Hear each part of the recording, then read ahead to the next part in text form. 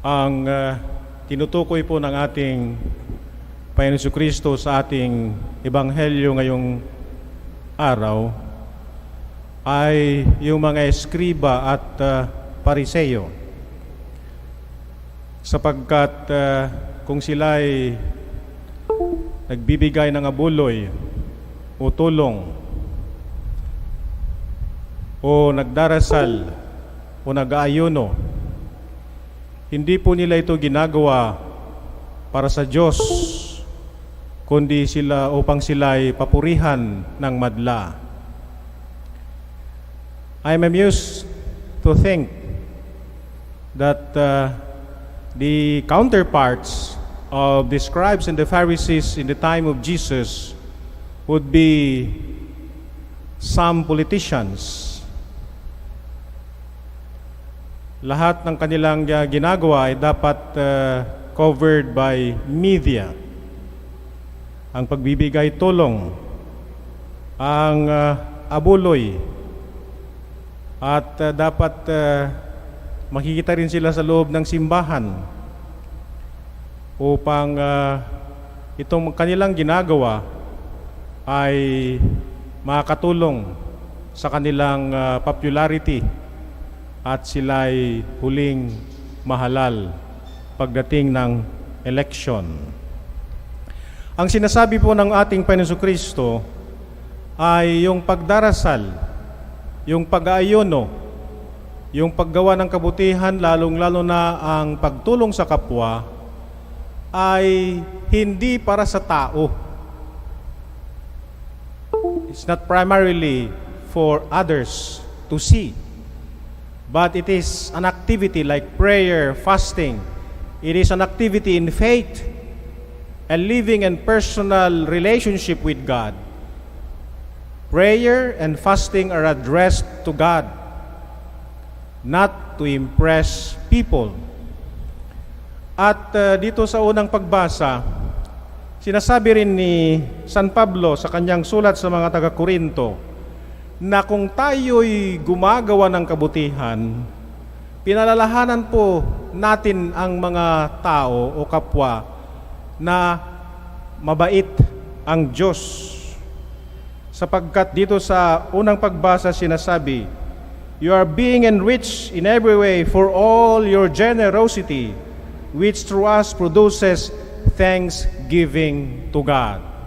Kaya nga hindi po nakapagtataka kuminsan kung ikaw ay tutulong sa kapwa, sinasabi ang iyong natulungan ay salamat sa Diyos.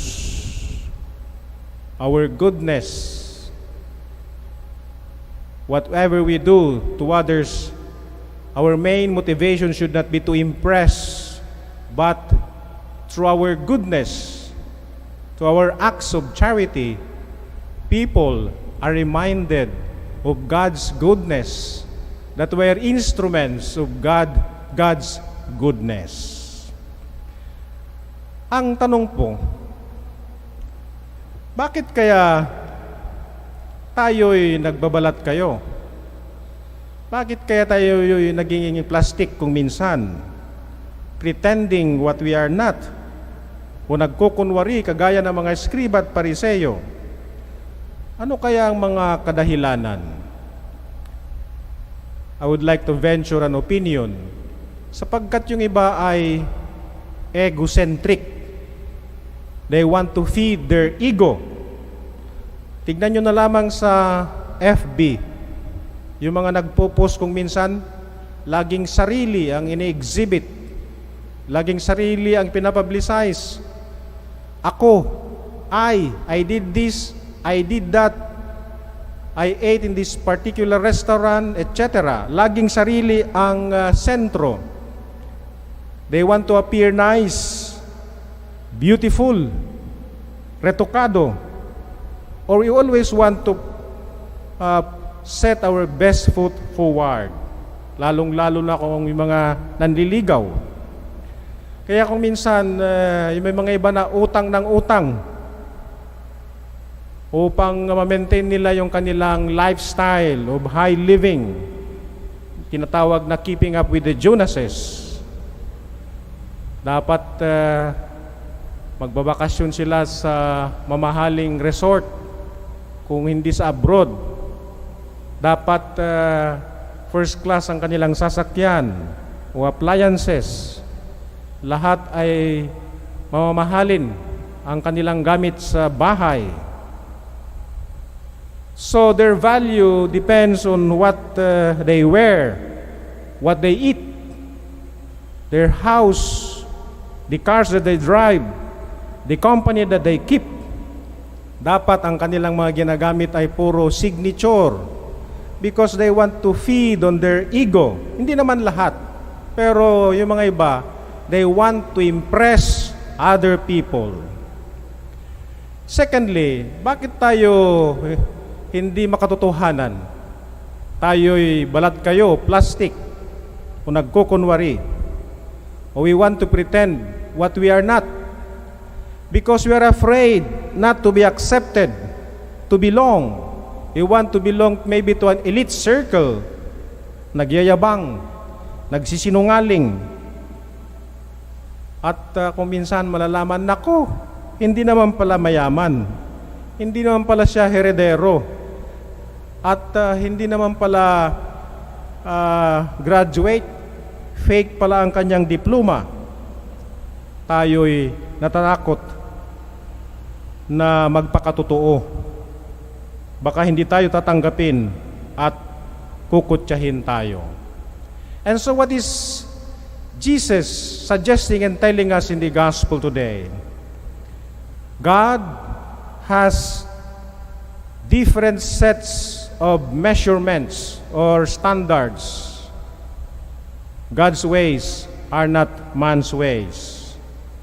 So, God's knowledge of our value, our true worth, should be much, much more important than what others think of us. Whoever wants to publicize his virtue labors not for virtue but for glory. Alam nyo ba doon sa Ebanghelyo ni San Matthew, chapter 23, Jesus also condemned there the scribes and the Pharisees and called them hypocrites. Sa Griego, salitang Griego, hypocrites means someone who put masks, an actor who plays multiple roles, assumes roles and personalities, but does not really pertain to his real identity. Nagkukunwari lamang. He's just an entertainer playing a role. Yan itatawag na hypocrite. O tinutukoy din ng Panginoong Jesucristo yung mga hypocrite, yung mga religious teachers who fail in their responsibility. They teach, but they do not practice what they teach. And they spread false teachings or interpretations of the Word of God. So, God's measurements and standards are different. Kaya nga meron tayong kasabihan, a person is worth more for who he is than what he possesses.